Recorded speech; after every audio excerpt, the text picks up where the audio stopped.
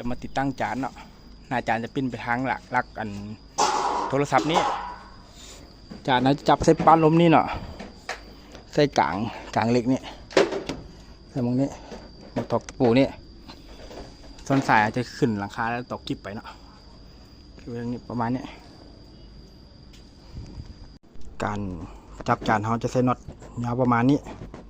แล้วใหญ่ซ้ำนี้เนาะมันจึงจะแน่นและสว่านที่แห้งต้องเป็นสว่านตัวนี้ยิงมันจึงจะเข้าเนาะเพื่อให้จานมันแน่นเนาะแล้วมันคงที่สภาพอยู่ดุลเนาะ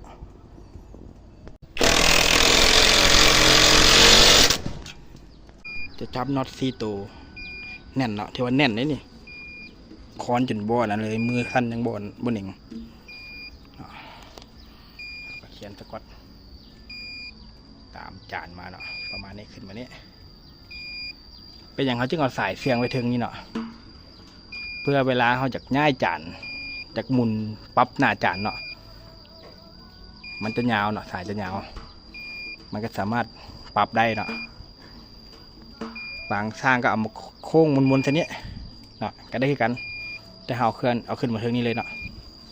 ถ้าเอาเฮ็ดเข่งหลายเนาะเวลาเขาเปล่งจานทางหน้ามันจะยากเนาะเขาจึงจุงสายเผื่อไว้นะเผื่ออนาคตข้างหน้าเนาะ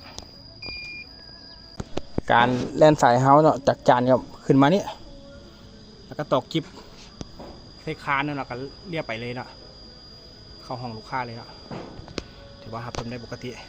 ตั้งจานเรียบร้อยเนาะใส่กล้องไทยตัวนี้กล้องไทยภาพแจ้งคมชัดดีนะตัวนี้เป็นกล้องไทยภาพแจ้งคมชัดอ่ะยี่ห้อของไอเดียแซดสีเข้มงามดีตัวนี้